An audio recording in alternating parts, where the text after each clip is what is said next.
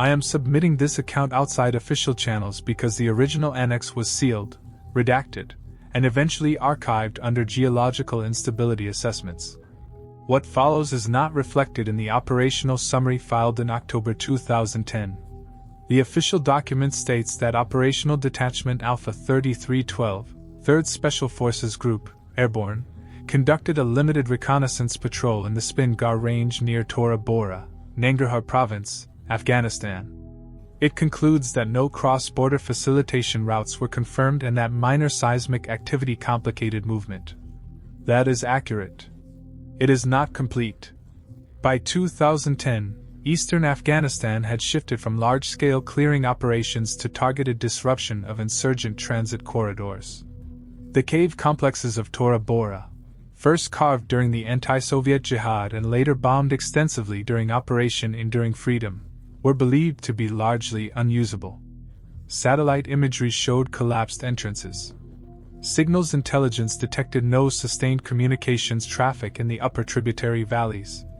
But local reporting is rarely clean. A Malik from a small settlement west of the White Mountains reported nighttime movement in an abandoned sub-valley north of the historical cave network. He did not describe Taliban fighters. He did not describe smugglers. He described absence of animals, of sound, and heavy steps after dusk. The mission assigned to us was routine: confirm or deny renewed transit activity, map viable routes, establish whether further monitoring assets were required. We were 12 men. Captain Eli Mercer commanded. Chief Warrant Officer Salazar served as his assistant. I was the senior 18B weapons sergeant.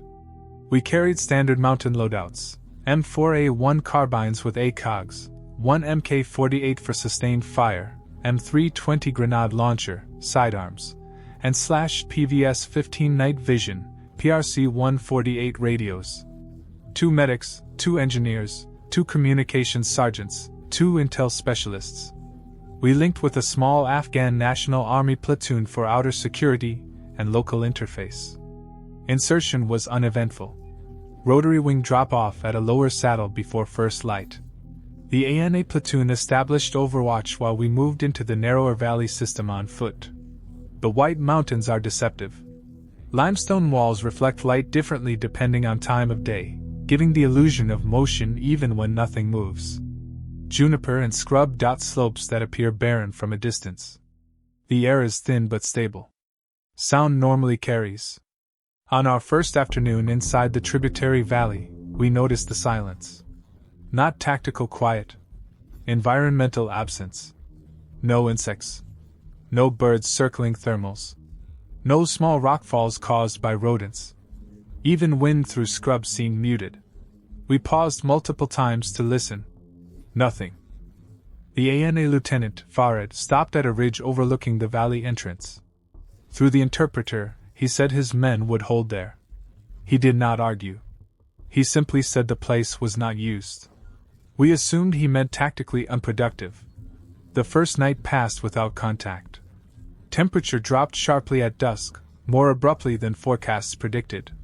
Mountain environments cool quickly, but this felt localized.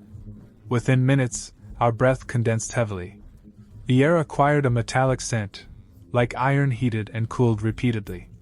Our communications remained functional, but intermittent static crept into transmissions. Not signal loss, distortion. The 18E ran checks on the PRC-148 units. No faults detected. He attributed it to mineral content in the surrounding rock.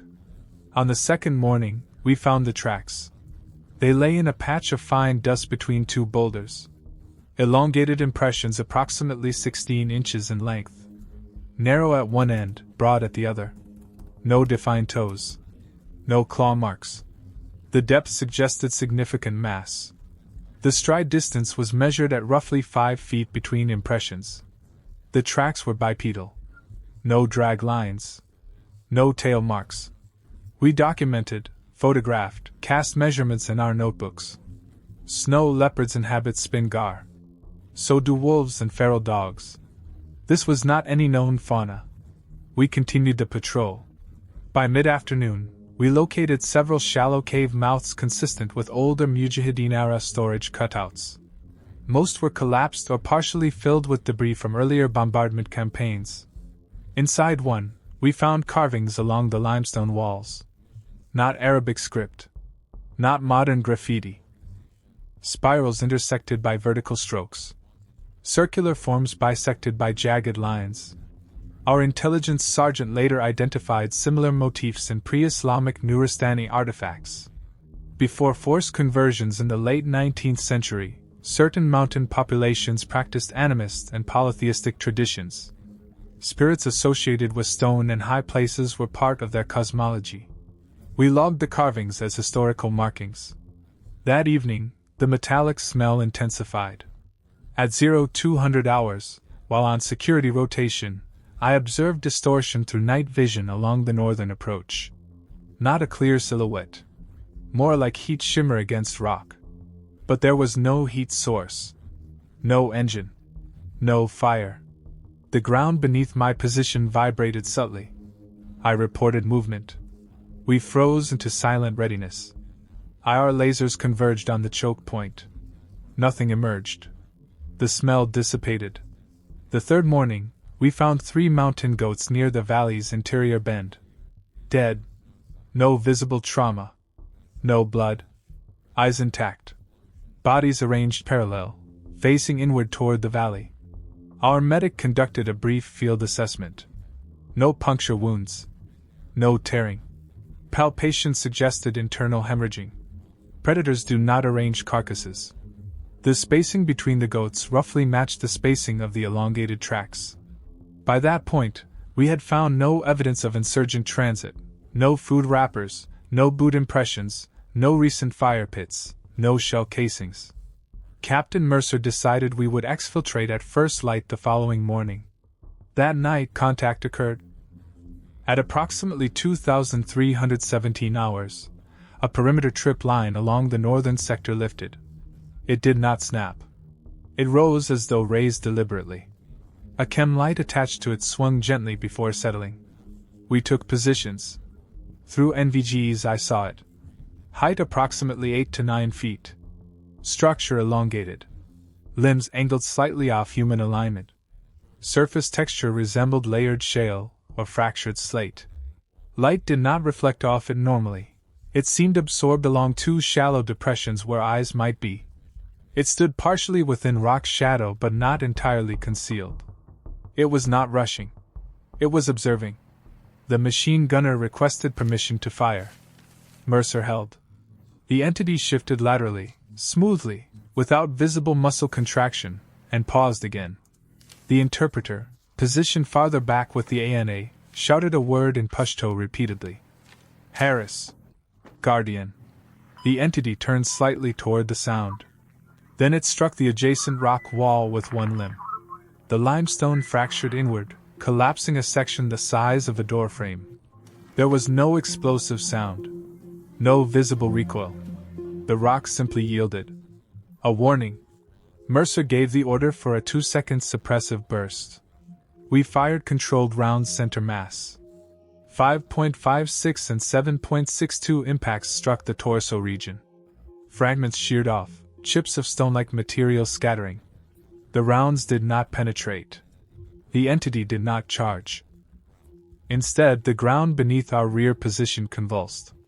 A localized rock slide initiated above and behind us, sending debris cascading into the narrow defile. It was a controlled denial of terrain. We broke contact immediately, executing bounding movement uphill.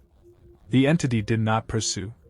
The vibration beneath our boots paralleled our withdrawal for approximately 50 meters before ceasing abruptly. Temperature normalized as we cleared the narrowest section of valley. The metallic odor faded. When we reached the ANA Overwatch Ridge and looked back, the valley mouth appeared unchanged. Except our entry tracks were gone. Smoothed. Erased. As though wind had passed, though there had been none. Back at Forward Operating Base Fenty, we filed a standard reconnaissance report. Geological instability. Possible microseismic activity. Wildlife anomaly. Equipment interference likely due to mineral density. The carvings were catalogued as cultural artifacts. The goat deaths were attributed to unknown natural causes. Thermal imagery was attached. In 2 frames, a mass appeared against the rock face, displacing ambient temperature without emitting heat. Ballistic notes indicated projectile fragmentation inconsistent with normal limestone density. Annex C of the report was classified beyond our detachment's clearance 2 weeks later. Shortly thereafter, Higher Command designated the tributary valley a restricted transit zone due to landslide risk. No further patrols were assigned there. In the years since, I have reviewed the memory repeatedly. Altitude stress can distort perception.